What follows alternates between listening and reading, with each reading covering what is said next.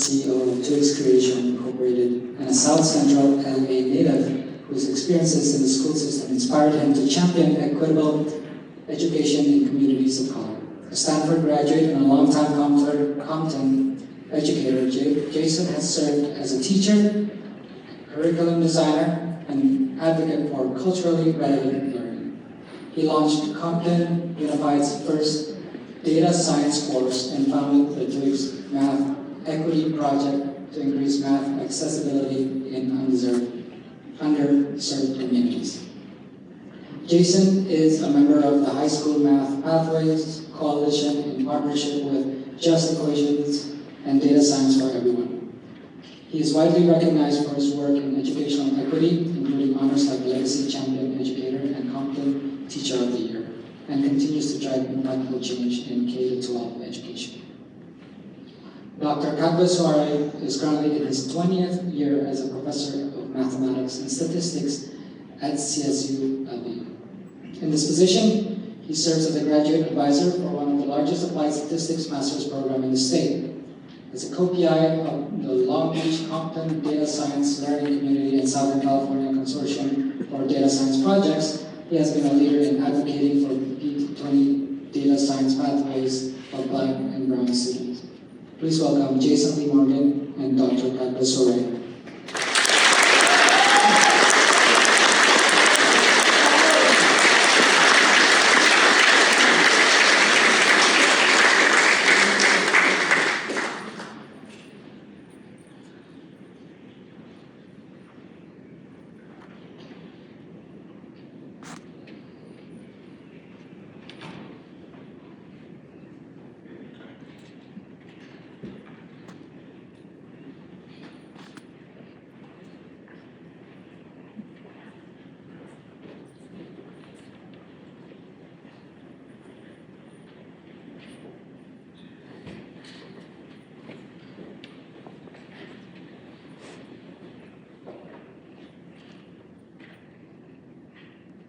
Teacher said, bust him out of here to get a good education, not this hood education.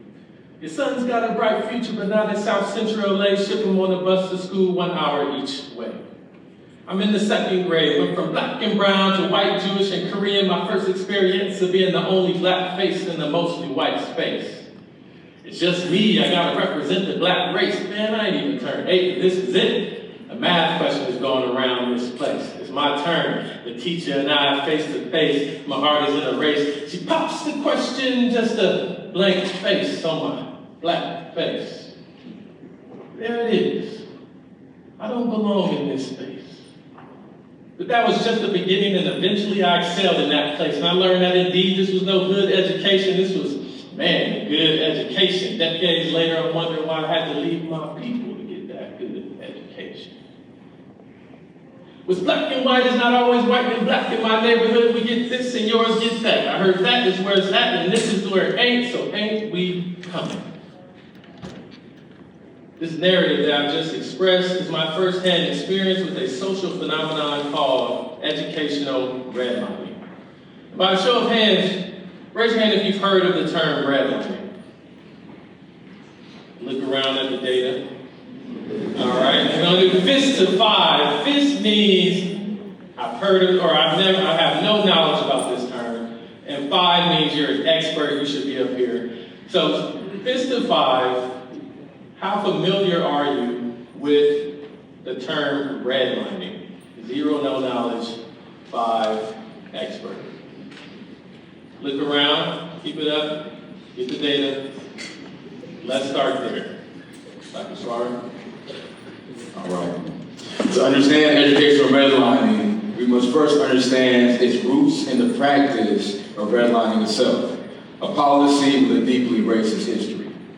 In the 1930s, redlining was created as a discriminatory housing policy where the federal government and banks categorized neighborhoods according to investment risk. But this risk was primarily based on race and ethnicity. It was essentially a way to label data for a multi-class classification task. Communities were color-coded. Green was for most desirable, blue for still desirable, yellow for definitely declining, and red for hazardous. Neighborhoods labeled red, often Black, Latino, and immigrant communities, were systematically denied access to loans, investment, and growth, embedding racial discrimination into housing policy and community resources. Now, when we look at Long Beach and its surrounding areas, we see the legacy of this policy. Here are the color-coded redlining zones. But this system did not just affect housing. When we overlay school ratings, we see a stark trend. The highest rated schools are concentrated in these green zones, while schools in redline zones, even decades later, tend to have lower ratings. While correlation is not causation, communities once deemed hazardous are now those with the least access to quality education. And finally, here's the math performance data for these communities. Blue and green show higher math proficiency, while yellow, orange, and red denote average to lowest performance. This unintentional echo of the original redlining color suggests we have essentially carried forward an education system that assigns quality and opportunity to zip code and race, despite increased state funding to low-income communities. And if this is what it looks like in Long Beach, what do you think it looks like for parts of the country that have a deeper imprint of our racist and unjust history? In the following short, produced by Unbound Ed, Dr. Sonia Brookins-Santelices, CEO of Baltimore Public High Schools, describes educational redlining as a byproduct of the unjust process of redlining. Let's watch. Housing, neighborhoods where no investment would go are outlined in red. And we have equivalents of redlining in education. Our redlining just looks a little different. Our redlining is certain kids only get certain curriculum, right? Our redlining is who gets what assignment and who gets another. Who's in what reading group? When do you shift groups? When does someone get to move? When does somebody stay? That is also part of that historical context.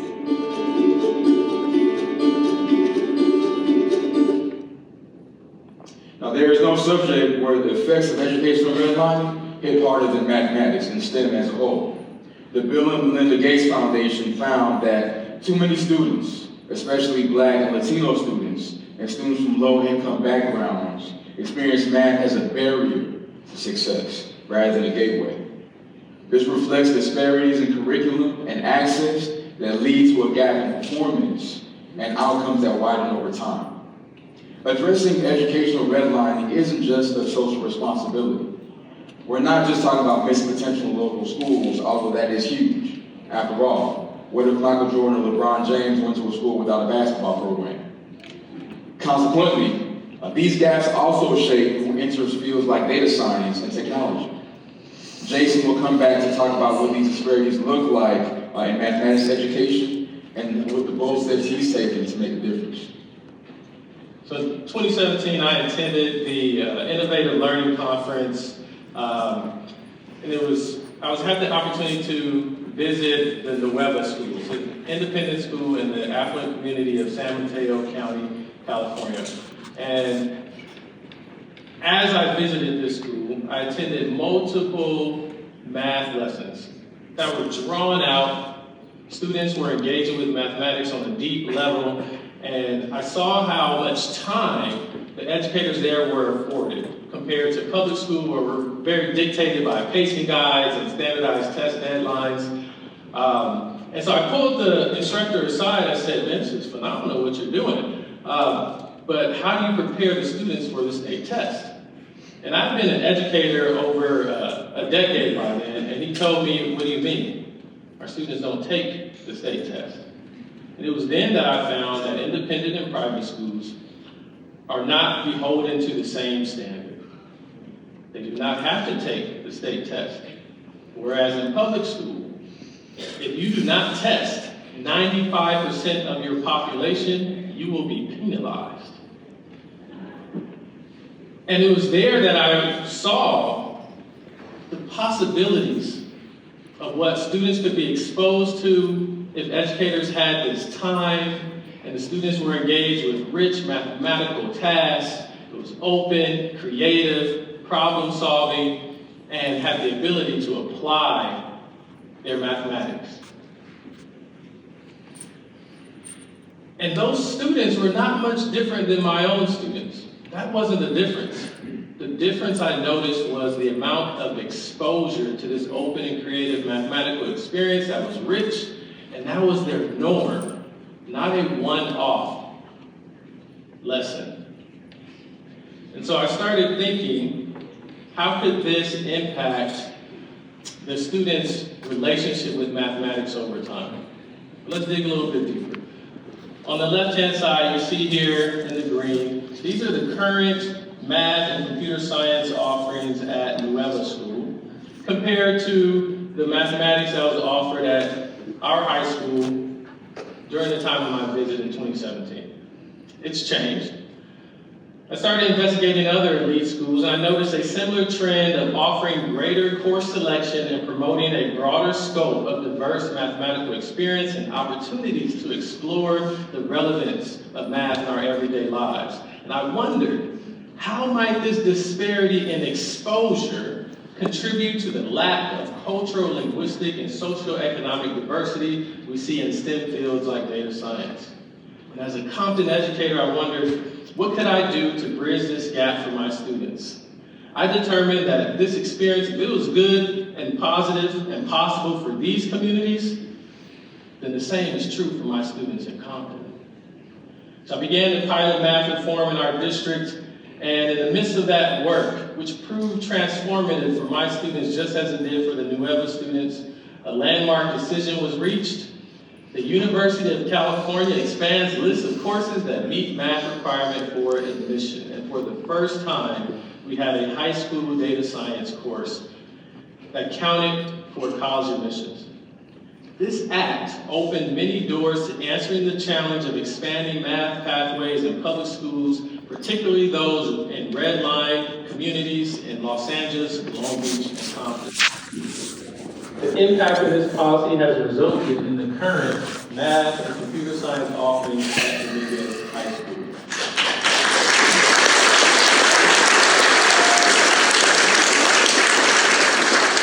Now, it turns out, those Nueva students had data science long before us. But it turns out that expanding the scope of acceptable math at the university level helps close gaps in STEM course offerings, serving as one promising means of mitigating the impact of educational redlining in our communities. Another aspect that we must address is the perpetuation of a system where students of color and girls are disproportionately not identifying as STEM people. Though we are adamant that we are all born math people.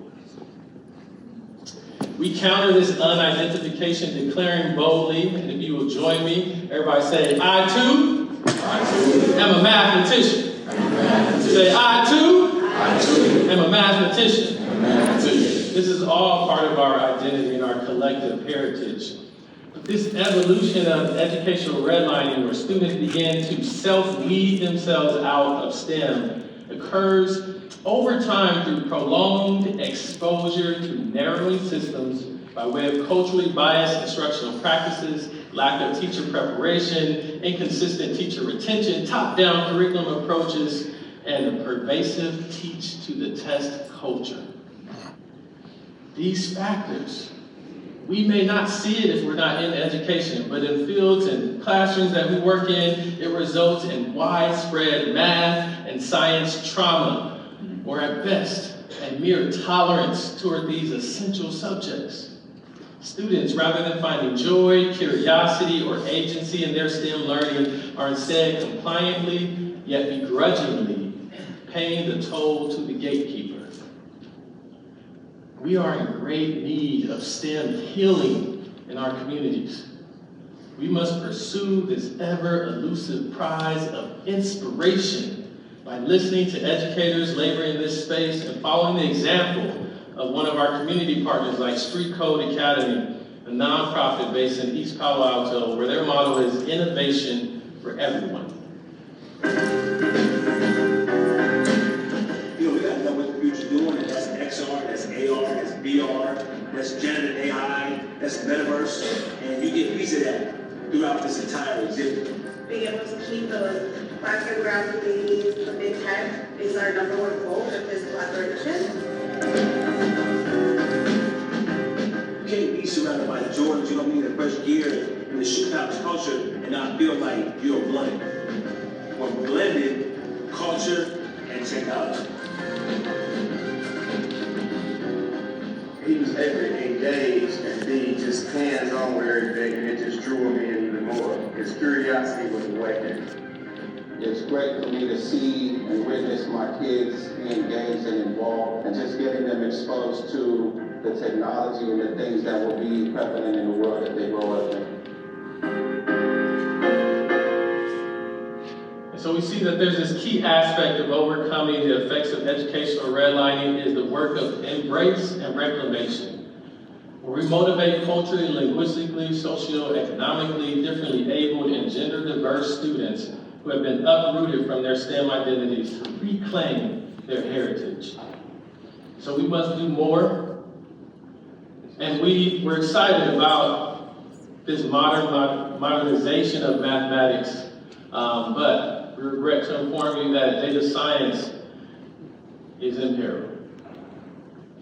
Dr. Suaray.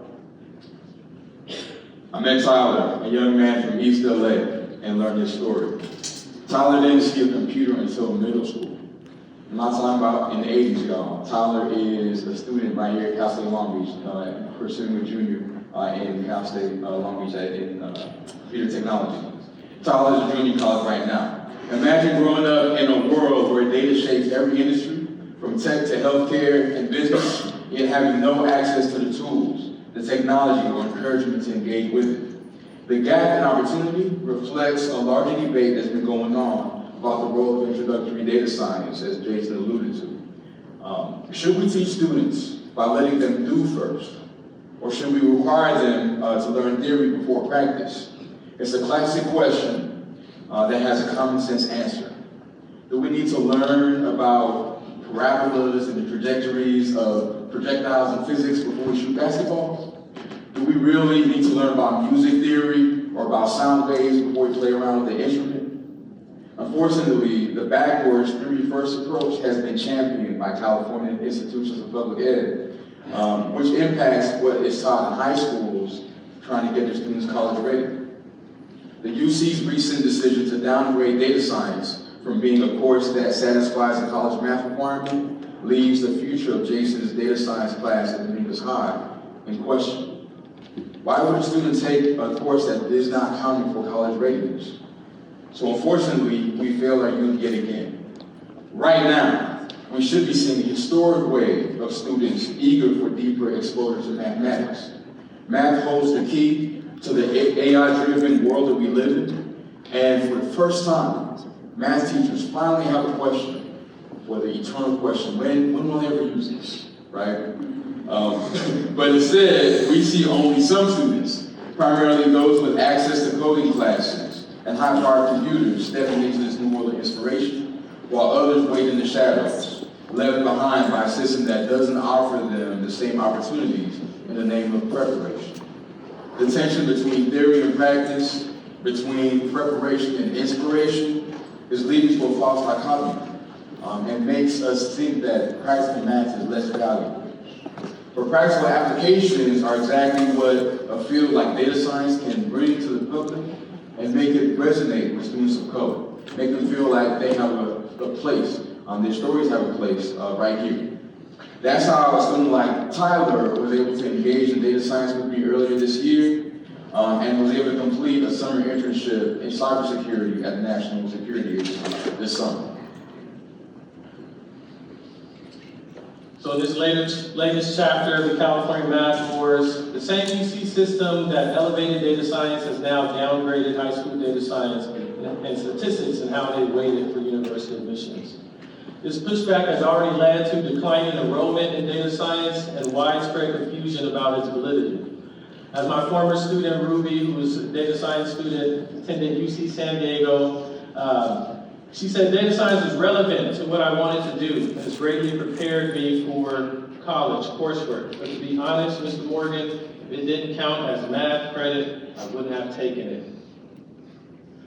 But we've seen the promise and the impact that data science has on students like Andrea, who saw the lack of representation of Hispanic women in STEM and decided to major in computational and data sciences at the University of California. Or Miriam, the first to take 6 courses of mathematics at our high school and was a finalist for the National Modeling the Future Challenge, majoring in data theory. And Aaron, who was the first data scientist in Compton when he joined the Young Data Scientist League and majoring in business economics at UCLA. And Aaron said, before I was closed off to math, but data science made me way more interested. It is very hands-on because we were applying the math we learned. It made me like the course even more. And this underscores how impactful the data sciences can be. And combating these disparities in education is what has kept me as an educator in Compton for the past 20 years. My passion for closing STEM gaps through early exposure to emerging technologies and data science led me to establish the first data science course in partnership with UQ at Stanford University. I've been privileged to collaborate with partners, and I'm not in this alone. As you can see, the work that we've done in Compton Unified to help close the STEM gap. Laboring alongside teachers like Mr. Contreras, which is a lot of my students there, the Cutie Pies at Dominguez High School, PI, and focusing on representation, identity, community, and mentorship, and more recently with Dr. Suaray, the Long Beach Data Science Learning Community. We know that diversity mitigates bias and drives innovation and competitiveness. Yet without representation across cultures, gender, backgrounds, and experiences, we're limiting the field's potential.